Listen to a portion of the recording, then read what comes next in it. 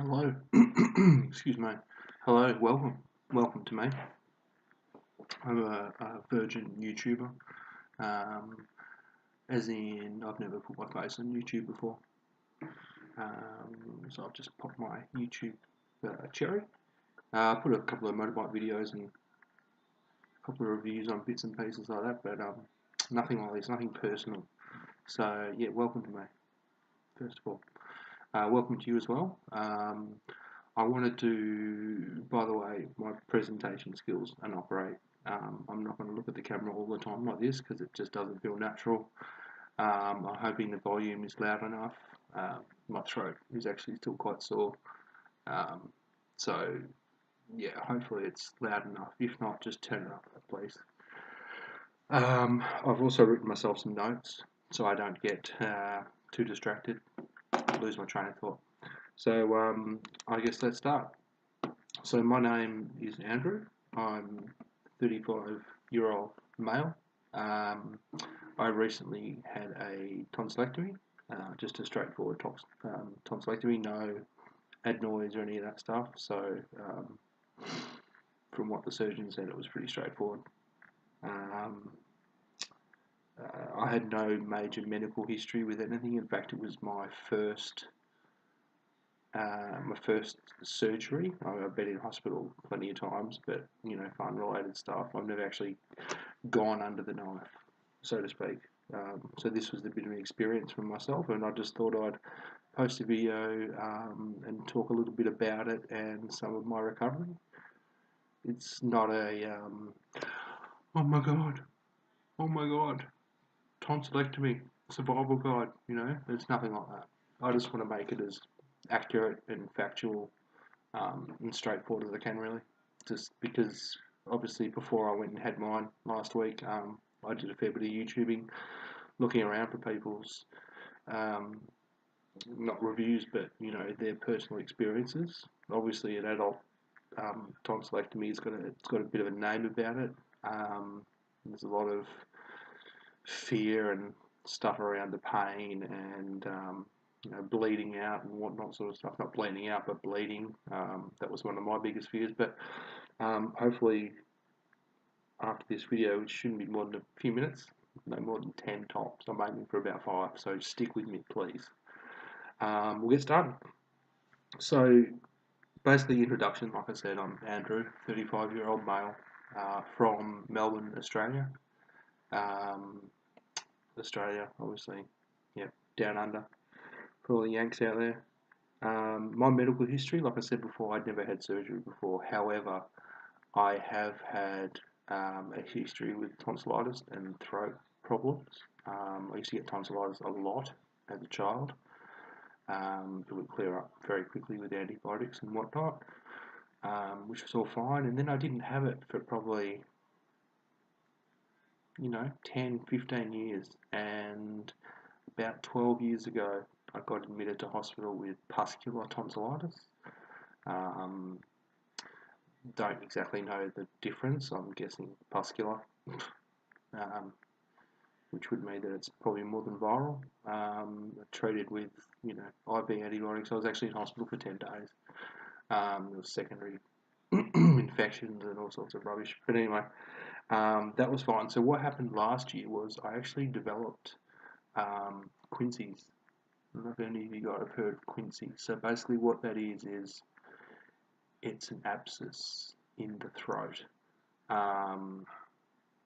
in the soft tissue behind the tonsils or in that region. I don't know, I'm not a doctor. But all I know is that I had a couple of bouts of tonsillitis and had to go into hospital. I had to get them drained with there's a fucking needle about this big, and it was fucking horrible. So drain it, and then because the infection was so bad, I had to be in there for sort of a few nights on IV antibiotics and whatnot. But cleared up pretty quickly, sort of all good, start to finish, 7 days, and that happened 3 times last year. I met with a surgeon, an ENT surgeon, and he basically said, once a quincy, always a quincy. from from what he said, which told me that it's going to keep reoccurring. And the only option was, long-term solution was, you need to get your tonsils removed. So that's what we did. So we booked it in, which I guess comes to my second point: public public versus private patient. In this country, excuse me, Australia, healthcare is free. Basically, it's free. We do have sort of private health funds and things like that, which you pay an extraordinarily amount of money to be in, which is great if you can afford it.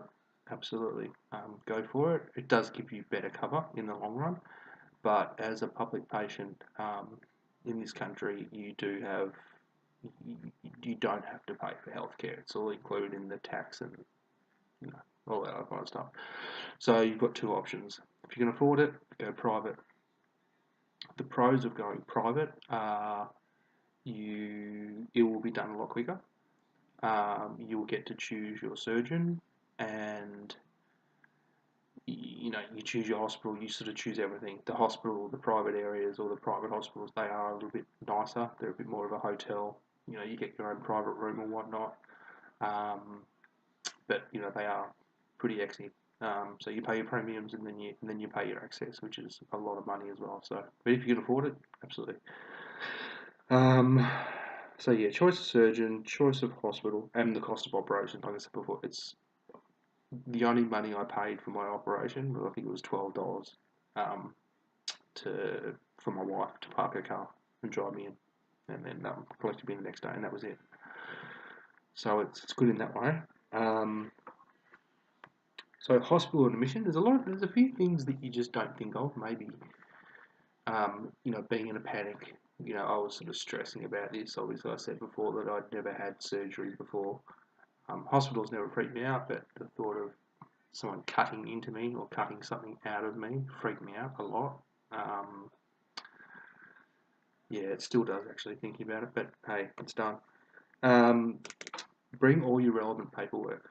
So tonsillectomy, obviously, you're not going to have any X-rays and things like that. But if you've got any, MRIs or any of those things, any of the paperwork that the hospitals or the doctors have sent you, bring it along. You need your Medicare card as well, which in Australia is basically, it's not like a social security, but basically every Australian citizen has a Medicare card, and you need one of those to get your free medical treatments or your medical treatments at all, even normal GP, block billing, whatever. So that's really important. Organised transport. Another thing some people don't think of is how you're going to get to the hospital, and how you're going to get home. You can't drive after the op, because you're just going to be off your head on anaesthetic and painkillers, and yeah, it's just not a safe thing. So organise someone to drop you off and then pick you up. Really important. In this country, possibly, I don't know if it varies state to state, but in Victoria, where I live in Australia, I think generally it's an overnight procedure. So it's obviously, it only takes about 30 or 40 minutes apparently for the actual operation. But they do require you to stay overnight, just for observation and, in case of bleeding and all that kind of stuff, I guess, which was good. So I got to stay in the night and was observed by the nurses, and had a bit of a relaxed night, really. It's great.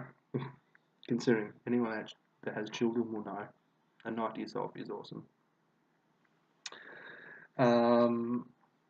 So yeah, when you rock up there, basically, they'll do all the normal stuff, they'll weigh you, they'll ask you 50,000 questions about your medical history, why you're here, and this will happen throughout the morning. You get asked by 10 different people exactly the same questions. It's not that they're forgetting anything, they just, my understanding is that It's to make sure that you are the right person getting the right procedure, and that you're aware of everything that you need to do, and the doctors, are just sort of letting you know that, hey, look, we know what we're doing, and yeah, I think it's maybe just to make you feel a bit more comfortable, but anyway. So you meet your surgeon for about 2 seconds. They basically say, hey, do a tonsillectomy, it'll be fine, see you now. Your anaesthetic, so you get your anaesthetist or anesthesiologist, however they like to be referred to. They're the ones that will be putting you to sleep. That's kind of really important. When these doctors when these doctors ask you all these questions, it's really important that you're truthful. They'll ask you, whether do you smoke, do you drink, how much do you drink, do you take recreational drugs, things like that. And it's really important to be honest with them, so that they can calculate the types of medicine and the amounts they need to give you to put you to sleep and keep you asleep and wake you up safely. So, yeah, can't stress that enough. That's really important.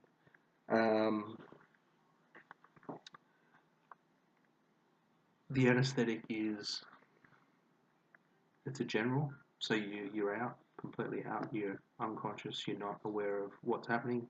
I don't think anywhere this procedure, tonsillectomy, is done with, like a local. I guess technically it probably could be done, but yeah, I don't think they do it. I wouldn't want to see all this shit down my throat anyway. Yeah.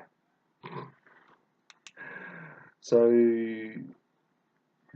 with the anaesthetic as well, like some people freak out about being put to sleep and not knowing, how long am I going to go to sleep, or how am I going to wake up, and rah rah rah. And I was worried about that as well a little bit. But honestly, you go into the theatre, the nurses are all great, they're all lovely. They put a mask on you, and within 10-15 seconds, I personally didn't remember going to sleep. I just remember smelling a funny smell, like it was a gas of some sort, obviously. And I don't even remember my eyes closing, or I don't remember going to sleep. It was just, I remember the last thought was, oh yeah, this smells a bit funny, and then waking up in recovery, and that was it. So completely um, no knowledge, or you're not going to remember anything. Basically, that puts people's minds at ease, which was awesome, because I woke up and I was like, wow, that was nothing. So then I guess we go to post-op, so coming out of surgery or waking up from the anaesthetic. I was quite worried about how I would wake up, how I would be feeling. I was worried, number one, about pain. I was worried, number two, about how I would wake up, because I'd heard about people, some people don't do well with anaesthetics, and they wake up quite combative and all sorts of stuff like that. But they're just horror stories, man. It's so individual for everyone. It's such a personal thing that, and that's why I'm trying not to say, oh, this is what will happen, or that's what will happen, because you don't know. It's so personal. Your body is just so individual to you. You just don't know what's going to happen. And I think that's a good thing, because all those horror stories that I've been reading, nah, it's a bunch of bullshit, I reckon. Yeah, so post-op waking up, I woke up like I was waking up in the morning, just, oh, I'm awake, okay. I knew exactly where I was. I knew I was in hospital. I wasn't in I wasn't in huge amounts of pain. I definitely knew that something had gone on in my throat. Excuse me.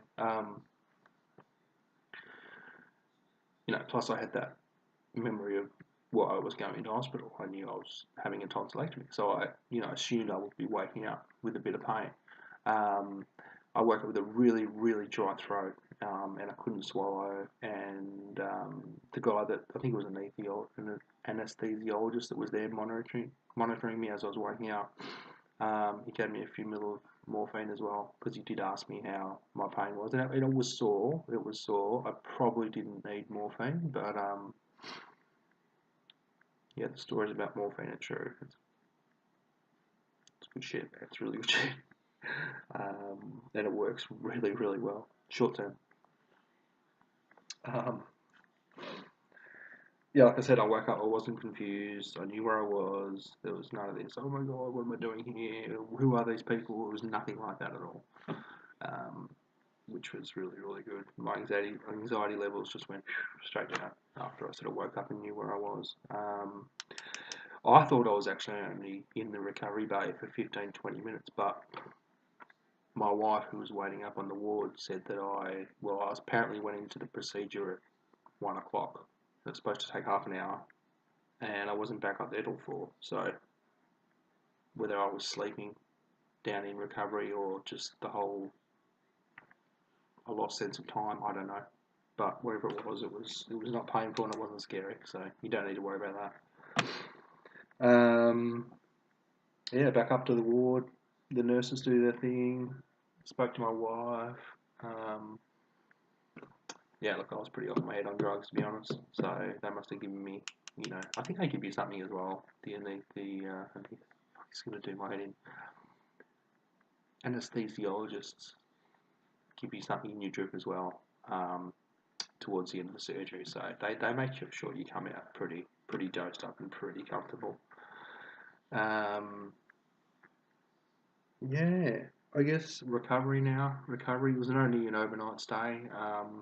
I had my op sort of, in the arvo. I was gone by 10 a.m. the next morning. Quick little stay. Um, Obviously, they give you medication to go home with. I was given some antibiotics. I don't know if that's standard. I'm assuming it is after any sort of surgery. Risk of infection and stuff like that. I was also given like an anti-inflammatory for soft tissue, obviously to try and stop it from swelling, or to help the swelling go down anyway, to aid healing. I was told to take Panadol or paracetamol, which the rest of the world might know. Paracetamol, our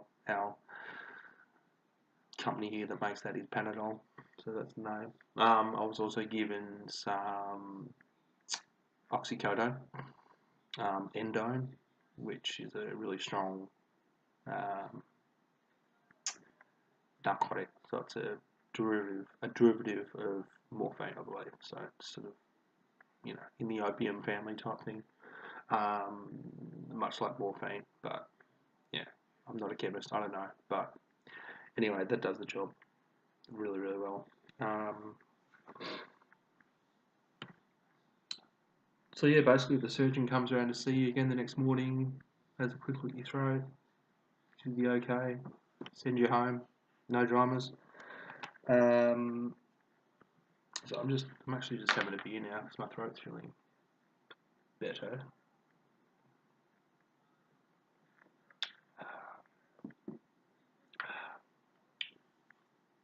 Actually, one thing I have noticed is the sweetness in foods or drink of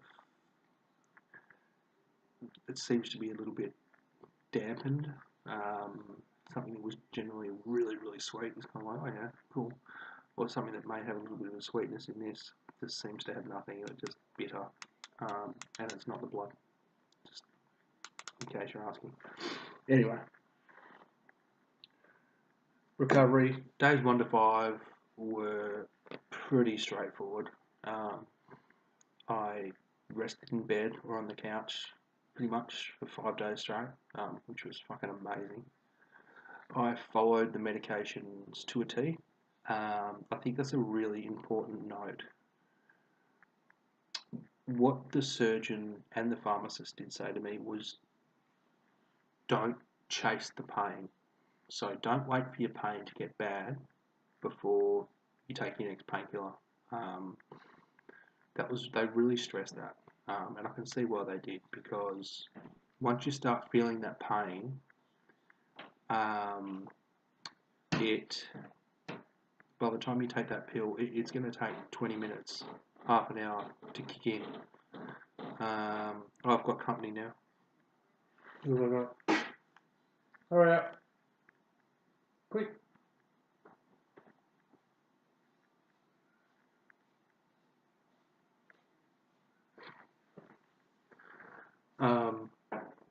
Sorry for the interruption. I did ask her not to come down for a while, but... It's been over 20 minutes. Yeah, it's the wife.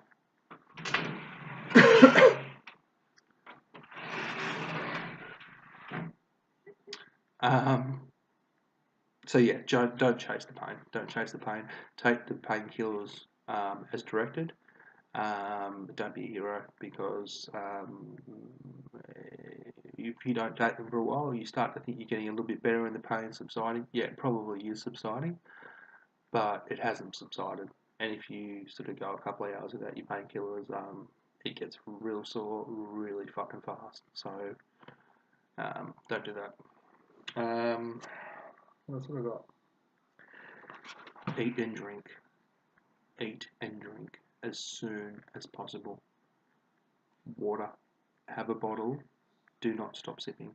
At least for the first 5 days. Do not stop sipping. Keep that throat lubricated. Keep it wet. Food is also important as well. I was reading heaps of blogs about people saying, oh, be on a soft diet, jelly, ice cream. But I ate a sandwich the evening of my surgery. You know, I had to chew the fuck out of it, so it was very well chewed and went down relatively soft. You know, you don't want to be eating dry toast, but it's important to eat and drink as normal as possible. And the surgeon did reiterate that to me. She was saying that basically food will act like an exfoliant for your throat. It gets rid of the crap and the dead shit, and it's really important in the cleaning and the healing process. So I cannot stress that enough. Food and water. Sleeping, you will be all blocked up in the nose and in the back of the throat. So I have a bit of a blocked nose at the best of times. So I generally will sleep through my mouth, breathe through my mouth when I'm sleeping.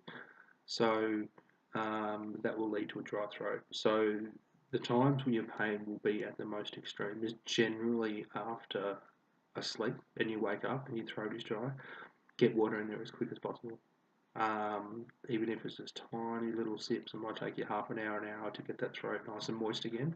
But I can't stress how important enough that is. I think that's key to why I've recovered so well. I'm on day 9 now, after surgery, and I've got a little bit of a sore throat. The scabs are still in there, I can see them. They're nice and moist. They are slowly falling off, but there's been zero pain. And I honestly believe that is due to eating normal food as much as possible and drinking water. Stay away from milk. It can tend to get a bit sort of sticks on your throat. Don't eat chocolate, stuff like that. It'll stick to your throat and cause excess phlegm, which you just don't need. You're trying to cough up phlegm, or you want to try and let the throat be, you know, as nice and clean and as irrigated as possible without any other crap just clumping it up.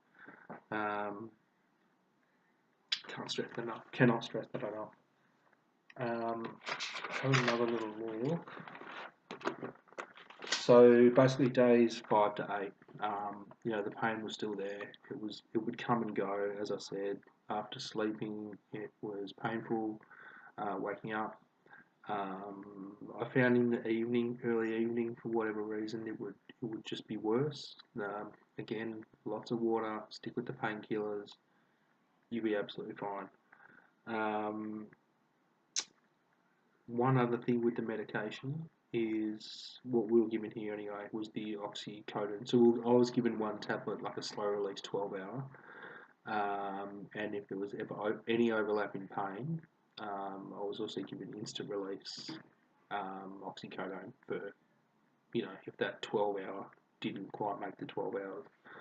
Um, and I was sucking those back. They were awesome. I didn't overdose myself at all. I kept to the schedule. But I think I found I'm not taking them now. I haven't for 2 days, and I probably didn't really need to take them after about day 5. I just got a bit paranoid about that keeping on the pain rather than chasing it. Um, but yeah, you don't really need them. They make you feel shitty. They make you feel grumpy and angry, and they make you constipated as fuck. I've done 2 shits in 10 days. Um, hmm, what else? That's really about it. Outcomes. Um, lots of water. Lots of water. Lots of normal food. As much as possible, and everything will be okay. Like I said, this is a personal thing. It's not a it's not a how to survive a tonsillectomy. Rah. This is what happened in my case. Your case could be polar opposite. You could get through it with no pain. Um, you could have to go back to the ER and get fucking cauterized because it's bleeding and all that kind of shit. You need to be aware of all that stuff. But this is just my point of view. Um, and to be honest, it wasn't as bad as I thought. I built it up in my head as being horrific. Um, but if you stick to some of those tips and tricks, and if you listen to what the doctors recommend, you'll be fine. You will have pain. You've had something cut out of your throat, mate. You're going to be sore, okay? But it's not. It's not all fucking doom and gloom. So, cheers from Australia. Hopefully this has helped somebody, or yeah, I don't know. I just wanted to do it. But anyway, alright guys, take it easy, man.